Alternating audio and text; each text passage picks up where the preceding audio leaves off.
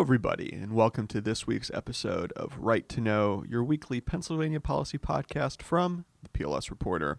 As always, I am Andrew Bahl, and I'm joined by my co-host, Justin Sweitzer. And this week, we have a guest, so you're spared listening to Justin and I talk. Our esteemed guest is Representative Jeff Pyle of Armstrong County. He is chair of the Liquor Control Committee, and I think it has to be said, one of the more amusing characters in the state capitol. We had a great discussion with the representative about, liquor policy this session, including potentially some updates to Act 39. Also got to hear about his district, about his love of hot sausages, and mattress racing.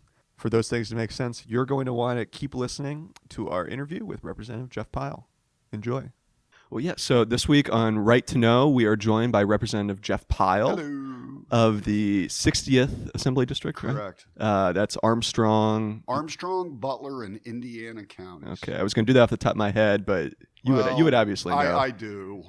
So I have two townships in Butler, Winfield and Buffalo, which are really cool.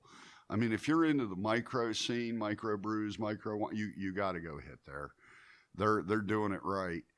A lot of Armstrong, about 2/3 of Armstrong, and then I have three townships over in Indiana: Blacklick, Conemaugh, and Young. Well, from that, we could hardly tell that you're chair of the Liquor Control Committee. The way you I'm sober. Is that what you're? Yeah, most of the time. No, that's just one of the jobs here in the House. Is the Speaker asked me, would I be interested in chairing the Liquor Control Committee, and I told him. Actually, what he asked me was, can you handle liquor? And my response was, like no one you've ever known. And, we've been having a good run. Well, so starting with that, it seems like you guys have been busy on the committee. What are some of your priorities as committee chair now that we're a few months into session, but that you're looking to move? If I had to nutshell it for you, it's all about consumer convenience and price. I come from a smaller area, six-class county. So it's not easy to go get a bottle of liquor. I got to drive like 13 miles or 8 miles or something crazy like that. I would like my little town for what it is to have a wine store so my Ukrainian bubbas could go get their Sacramento wine and not have to ride a bus all over the place. But, the economics for my town didn't work for the Liquor Control Board. They said it was losing money and da-da-da. So there's got to be another solution. That's part of what my job chairing liquor is. Find a way to get that wine flowing in Ford City. So what are some of those solutions that you guys have been looking at? It seems like there's a lot of interest in perhaps making changes to Act 39, looking at flexible pricing. Yeah, Act 39, which is probably the biggest movement we've had in liquor for the last 20, 30 years. It came to a point where it was the Speaker's bill. And I mean, he was emotionally attached to it. And it finally got to the point where I went to Mike and said, dude, we're not going to get it all. We're not going to get wine, liquor, and beer. So you got to give the people what they want. And what they want is they want to be able to buy 6 packs of Cheats, grab and go. I said, we can achieve that. And that's how Act 39 was born. Now, in the wake of Act 39, there's been some problems. There's been some unintended things occur that we're trying to fix and make right. And every interest in liquor has something they feel needs fixed. But what all those interests need to realize is I'm still with, Stush Gladaszewski, man. He wants to buy 6 packs. That's okay, Stush, you win. I mean, you can take your policy statements. It all comes back to Joe and Susie, Pennsylvania, Stush Gladaszewski, those guys. That's how our committee has to function. One of the proposed updates that's really surfaced this session is Representative Masser's wine wholesaling bill. Right. I know that moved through committee, but it has yet to be really considered by the full House. Could you give a little bit of a you're talking about free the wine? Yes. It moved through committee pretty easily. What came out of the blue that no one was expecting was a raft of amendments that the good representative never shared with us. Mm-hmm. It would have been better to pound these out in committee and let us discuss them. What he's talking about there would be considerable, and I'm talking profound change to Pennsylvania's liquor license system. I mean, Right. That creates more problems than you know. Is it possible? Yes, but I feel it needs a lot more discussion. So barriers in the way for that, seeing a path forward, it sounds Right. like. Yeah, we got to deal with those too. It's right now we were put on a very short timeline for an economic development project up in the Poconos that Kalahari is running, and it's their intention to surround the water park that's already there with an international village. Like if you want to go get bratwurst, you would go to the German place. Oh, I like the sounds of that. Yeah. Well, the way they're making it sound, I forget what they call it at Disney, like Discovery Village or something like that, where Chinese and German and Italian, and you want some bangers and mash, you go to the old Britain place. Anyway, that development is going to go off at over $450 million. None of that is tax money. That is all private investment. It's all going into the Poconos, Jack Rader's district, if I'm correct. They had a special situation. Monroe County has grown exponentially the same way a lot of counties out west have shrunk exponentially.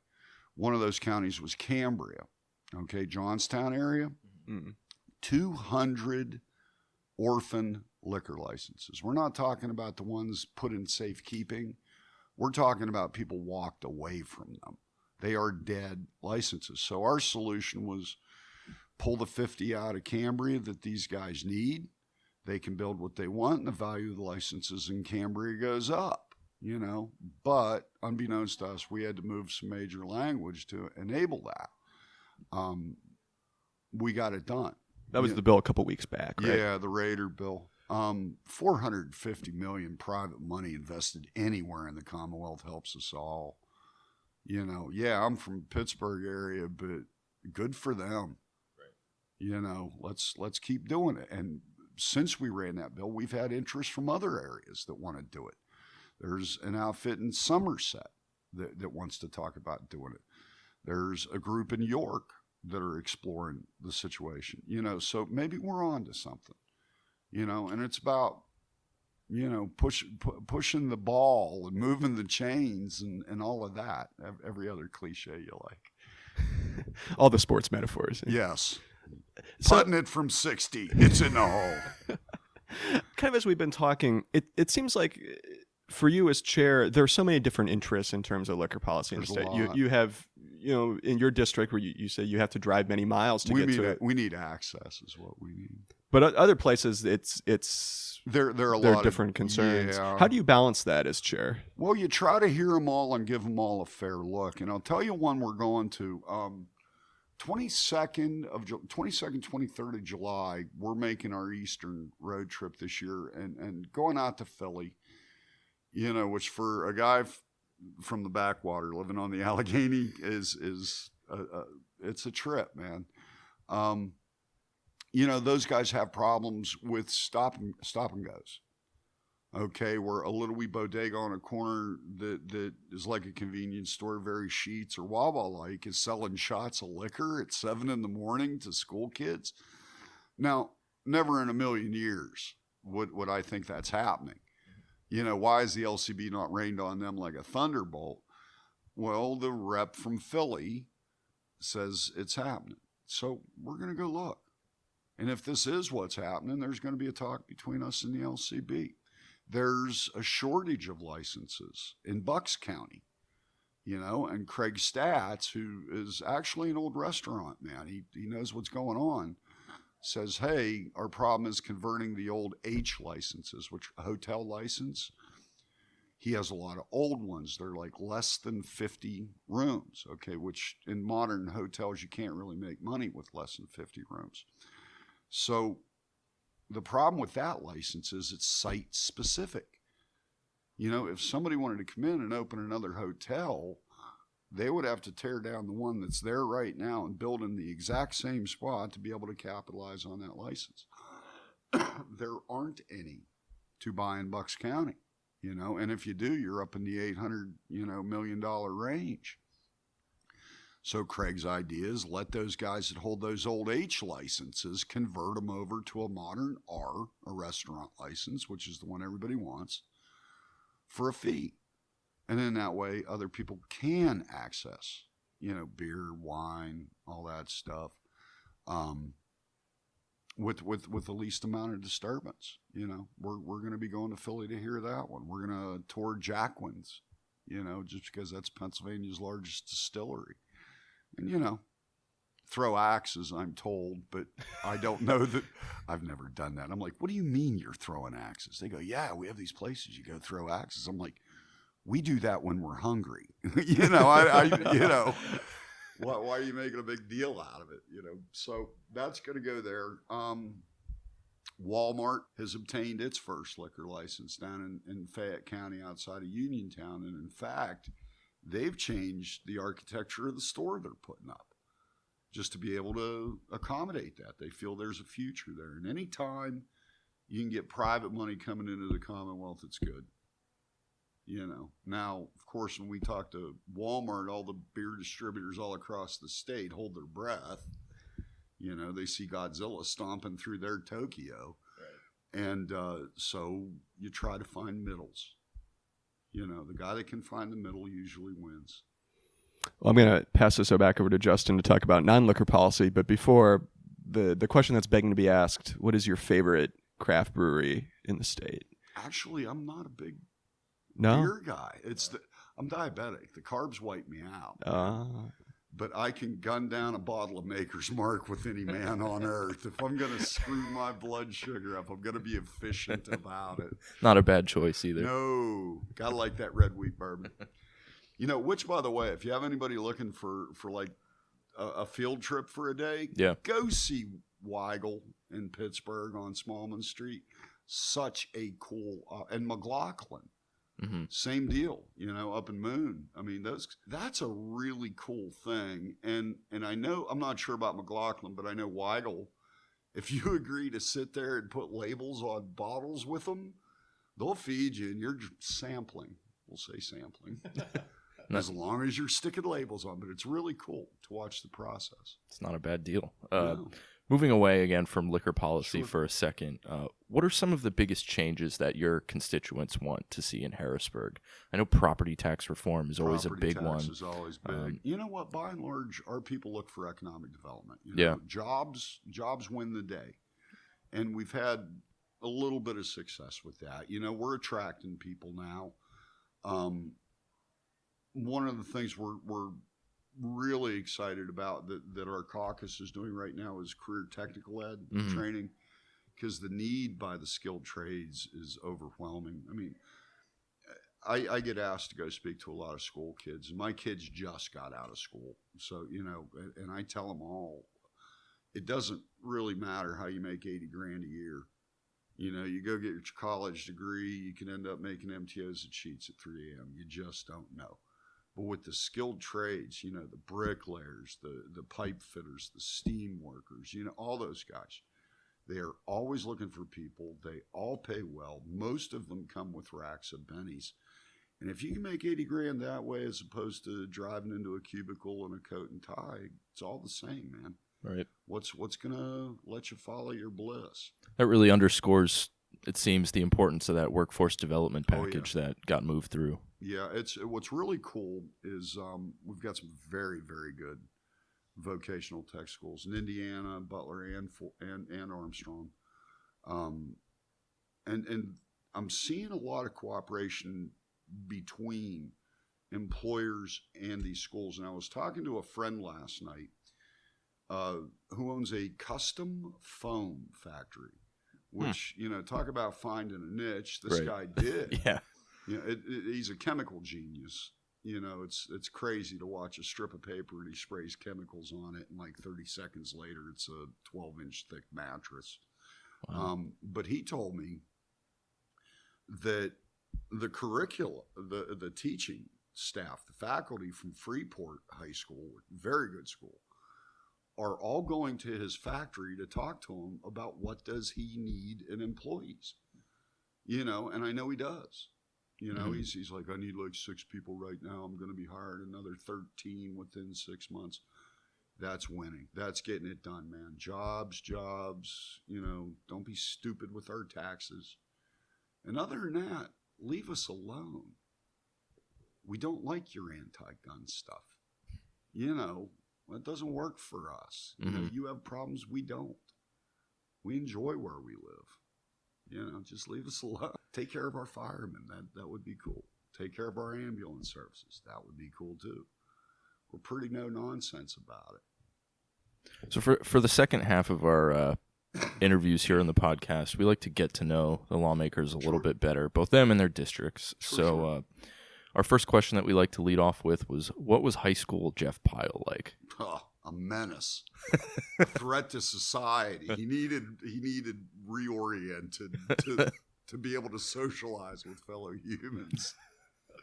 I had a good time. Mm-hmm. I think at one point I held the record for most suspensions administered to a student by his mother. My mom taught at my high school, man. I mean, I could see that. That could be problematic. Me an internal suspension for like a week, man. What did you do? I don't want to go into that. Yeah, she wasn't happy with me. Then we also have what really seems to be a big Pennsylvania debate is as to whether you prefer Wawa sheets or Rudders. Dad, don't be stupid, man. Sheets reign supreme, all right, for many different reasons. I only have one critique of Sheets. I dig the 3 tacos thing. Mm-hmm. I don't think I've ever tried those. Bring back the Krabby Patty. That was awesome, and it's seasonal on them. It's just so disappointing. Sheets is leading our poll right now. I think you'll be happy to know. It should. It's clearly dominant. Although my wife tells me Wawa coffee is pretty good stuff. Well, the problem thus far is it's so regional, and we've thus for the guests. You're I think the first Western PA guest that we've had on. It's skewed Eastern, so. Well, the Easterners are skewed in general. You need to apply that to all questions. You know, no, I mean, the West where the men are tall, handsome, and dashing, and the women are fair. Yeah, go ahead, Philly. Balls in your court. That's laying the smack down, man. The menace, yes. So I was a terror. I was banned from dating people's daughters for a long time. Yeah, I'd go to Diane and go, come on, we're going. And her dad would go, have her home by 11. He didn't specify AM or PM. The loophole's there. It's just I read things very literally. You know, I can't help myself. Is there a fad or a trend that you hope comes back? Well, Pittsburgh Pirates playing winning baseball would be good. As an Orioles fan, yeah. Well, I find that relatable. You feel the pain, man. Yeah. For every Chris Davis you guys have, that's our entire minor league system. You know, they'll look like giant killers, you know, all the way up through Double and Triple A, and then go 0 for 38 in their first trip to the bigs. Welcome to Pittsburgh. Beautiful stadium, though. Oh my God, great stadium. Great. I mean, that Riverview is priceless, man. And I've seen repeatedly those guys that like travel around the country and see every ballpark. They always hit on Fenway, of course. And, you know, Wrigley is its own kind of jam, you know.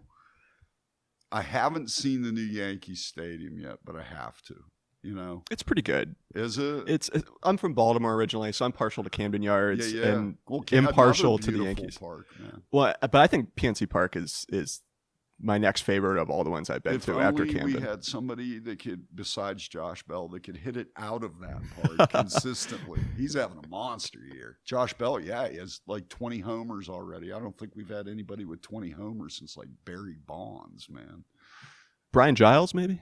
Maybe Giles. Or McCutchen. Kutch was never a big home run hitter. He was always a high percent hitter. And by the way, that breaks my heart. I'm glad to see he's still in Bahl. But him tearing an 8, that sucks. You know what? He's the only reason I even bother looking at the Phillies was McCutchen. I mean, you gotta love Kutch. Yeah, as a Phillies fan, he was an easy one to get behind as soon as he joined the franchise. Well, the guy's just solid all day long, and he likes to get out into the community. And we're talking about a world-class athlete here. Right. And I've talked to him before. He's a regular guy. Mm-hmm. He just understands he has some pretty cool skills. You know, he's just a pretty chill guy, man. I'm going to go hit the baseball as well as I can. And usually it works, you know. When you were a kid, what did you hope to be when you grew up? Good. Good. That's all my parents ever did to me. They said, we will not tell you what you're supposed to do, but be good at It's it. a good answer. So, I mean, for a long time, I thought that way was through teaching. Mm-hmm. And that's how I got involved in this game. There were years ago, and this is going back, but Congressman Murtha, who was very good to us, came through with this grant for trees, okay? And my borough latched, it was like $100,000 or something like that. My borough latched onto it, and I never knew about it. And one day I drove past this fenced-in area they owned, and there's a whole bunch of trees in there. And they sat there for months and months and months. And I went to them and said, what are you doing with those things, man? They're going to die. He said, oh, yeah, we're going to take care of that. I'm like, no, you're not. So I hung a sheet of paper on my classroom door and said, who wants to go plant trees Saturday?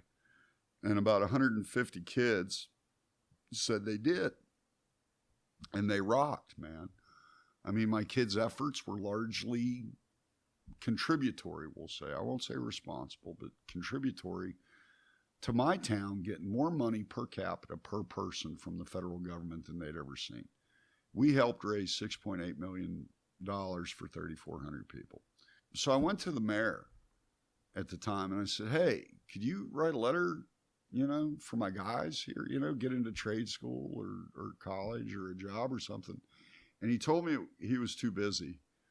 And it upset me. So I decided to run against him so the letter would get written. That's how I got my start. And then I met Jeff Coleman and Don White and some of those guys. And Coleman came to me one day and said, I'm stepping out and I want you to replace me. And it was a Monday, and I said, I can't answer you right now, man. Let me go home and talk to the missus. But I said, I got to go talk to my wife, man. And I went home that night, and I said, hey, Coleman wants me to run for his job. And I said, I'm not going to ask you for an answer because I told him I'd be back Friday. And Friday came around, and we're having a cup of coffee on the porch before I walked down the alley to school. And I said, well, what do you think? And she goes, I got conditions. I'm like, of course you do. That's what you do. I mean, so, and she told me I had to take better care of myself. Namely, I had to quit drinking as much Diet Pepsi. She told me I had to sleep more because I'm a notorious insomniac. And the last thing she told me still chokes me up. The day I liked that fancy quiche more than a hot sausage, it was time to come home. Who the hell ever thought up egg pie? You know, I mean, a hot sausage? Come on, man. That's the mark of the realm, buddy. That's the shiznit, as the dog would say. You can't beat it. No, you kidding me? Get this. A couple years ago, I get a phone call. Hey, Jeff, Chuck Lane, Washington Post. Oh, hey, Chuck, what's up? We're going to Cleveland for the RNC. We're coming through Ford City. Can we stop and talk to you? Yeah, come on up. So he stops, and he's immediately on this, you don't honestly think Trump can win thing, do you? I go, did you notice all the signs as you came up from D.C.? Yeah, I think he is. Well, and he had a guy from Die Welt with him, believe it or not, a German newspaper guy. And that guy, I take him down to this little wee hole-in-the-wall mill-hunky bar in Ford City called Stanley's, which is the mecca, the hub of all hot sausage. And, you know, we're sitting there throwing down an iron and a hot sausage, just talking. And all these guys are coming in and going, and they saw me. You know, my buddies talking to these two reporters. Hey, Jeff, how are you? I'm like, yo, what's up? High five. You know, and these guys are looking at me funny. I'm like, you're in my yard, man. That's how we are with each other. You know, if you don't do that, they're going to look at you funny. Just eat your hot sausage. You know, but it's interesting, all the perspectives. You know, just outside talking to a guy from Williamsport. What do you think of this? Blah, blah, blah, blah, blah, blah. Oh, I like this part. I don't like that part. You know, and I'm going to go talk to people from Philly and from Lehigh and Schuylkill and York and Greensburg and all over the place. You know, the responses I get about expanding liquor access are going to be very, very different in Tioga than they are in Adams. You know, so again, the guy that can find the middle is usually the most successful. It's part of my job, which is kind of rough for a right-wing radical. You know? Imagine. Yeah. What do you mean middle? Middle means you do what I tell you, right? No. Well, so aside from hot sausage, if Yeah. someone's coming to the 60th Assembly District Yes. to visit, what should they do? Where should they go visit? What should they check out? Enjoy the place. We are the land of festivals, man. And I mean, 1 week it's going to be the Fort Armstrong Folk Festival on the banks of the Allegheny. And for like about 3/4 of a mile, there's everything you can imagine to eat, and crafts and various guitarists and bands. And sometimes they have boat races right there for you. There's a Civil War camp. If that's not your speed, go to Ford City for their Summerfest, and you see all the Ukrainians bring out all their Easter eggs and display them, and you know, the Slovaks, the Poles, you know, all of them. You know, this is us, and it's pretty cool. You could go to Apollo. You know, Freeport September by the river is such a sublime experience because they get a guy that shows up who's really, really into animals, and he'll set up like a portable traveling reptile show. And there's a guy that brings birds, and you know, it's a way for Freeport's small community groups to get out there, raise a buck, and again, a beautiful hunk of river. You know, the anything that floats is kind of the highlight of that one. They quit doing bed racing a couple of years ago. There were accidents. Yeah, it was Silly thing like tort law getting in the way of a good time. You know, as the bed cartwheeled onto the lawn of the old folks tower, crashing through police tape, and they were shrieking, I looked over at the other guy pushing the bed and said, we're in deep trouble, man. Came in third that year. So we spoke with Senator Kristen Phillips Hill. Oh, yeah, about a week or so ago. Yeah, right on. And she said we have to start going around asking lawmakers what their craziest Harrisburg story is. Oh my God! And I'm sure I got 15 years to pick from, man.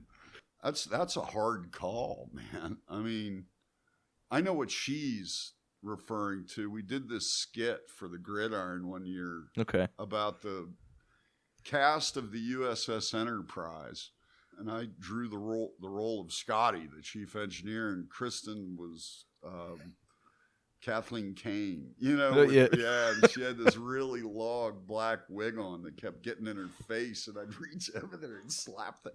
This is all on camera. Yeah. You know? So yeah, we could go that one. Chili cook-offs are usually pretty cool. Okay.